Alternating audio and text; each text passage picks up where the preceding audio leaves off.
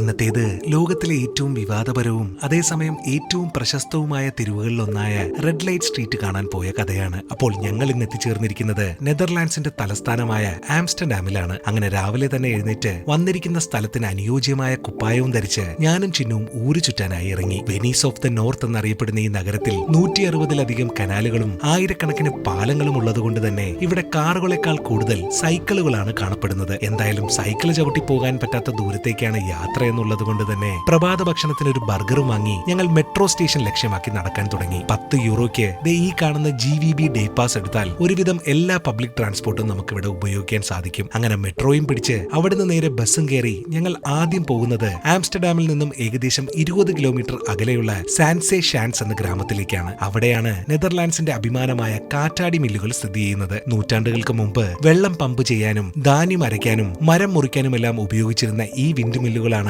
സമുദ്രത്തിൽ നിന്നും ഭൂമി വീണ്ടെടുക്കാൻ ഡച്ചുകാരെ സഹായിച്ച സാങ്കേതിക അത്ഭുതങ്ങളിൽ ഒന്ന്. ഈ വിൻഡ് മില്ലുകളെ ചുറ്റിപ്പറ്റി ഒരുപാട് ചീസ് നിർമ്മാണ ഫാക്ടറികളും നമുക്ക് കാണാൻ സാധിക്കും. അവയിൽ ഒന്നിൽ കയറി അല്പം ചീസും ടേസ്റ്റ് ചെയ്ത് പുറത്തേക്ക് ഇറങ്ങിയപ്പോഴാണ് ഈ സുന്ദരനായ ചേട്ടന്റെ ഒരു കുഞ്ഞു സ്റ്റോള് കണ്ണിൽപ്പെട്ടത്. നോക്കുമ്പോൾ അതാ ഇവിടത്തുകാരുടെ പരമ്പരാഗത പലഹാരമായ പോഫർജസ്. ചെറിയ പാൻകേക്കുകൾ പോലെ തോന്നുന്ന ഇവ ഡച്ച് ഭക്ഷണ സംസ്കാരത്തിന്റെ പ്രധാന ഭാഗമാണ് കേട്ടോ. അങ്ങനെ ഡച്ച് ഉണ്ണിയപ്പവും കഴിച്ച് ഇനി നേരെ ലോകം മുഴുവൻ കേട്ടിട്ടുള്ള ആ സ്ഥലത്തേക്ക്, ആംസ്റ്റർഡാമിന്റെ ഹൃദയഭാഗത്തുള്ള ദി വാലൻ എന്ന പ്രദേശത്താണ് ലോകപ്രശസ്തമായ റെഡ് ലൈറ്റ് സ്ട്രീറ്റ് സ്ഥിതി ചെയ്യുന്നത്. സത്യത്തിൽ ഈ സ്ഥലത്തെക്കുറിച്ച് ഒരുപാട് കേട്ടിട്ടുണ്ടായിരുന്നു. അതുകൊണ്ട് തന്നെ ഇവിടെ എത്തുന്നതിന് മുന്നേ ഞങ്ങൾക്ക് ഒരുപാട് ആകാംക്ഷയും അതുപോലെ തന്നെ ചില ചോദ്യങ്ങളും മനസ്സിലുണ്ടായിരുന്നു. കനാലുകൾക്കരികിലൂടെ മെല്ലെ നടന്ന് പഴക്കമുള്ള കെട്ടിടങ്ങൾക്കിടയിലൂടെ മുന്നോട്ട് പോകുമ്പോൾ ആംസ്റ്റർഡാം എന്തുകൊണ്ടാണ് ഇത്രയധികം ആളുകളെ ആകർഷിക്കുന്നതെന്ന് ഞങ്ങൾക്ക് പതിയെ മനസ്സിലാകാൻ തുടങ്ങി. സൂര്യൻ അസ്തമിക്കുന്നതോടുകൂടെ ഈ തെരുവിന്റെ ഭാവവും മാറും. ചുവന്ന ലൈറ്റുകൾ തെളിയും, ആളുകളുടെ എണ്ണം കൂടും. ലോകത്തിന്റെ പല ഭാഗത്തിൽ നിന്നെത്തിയ ആളുകൾ ഈ തെരുവിലൂടെ നടന്നു നീങ്ങാൻ തുടങ്ങും. ഇത്രയും തിരക്കിനിടയിലും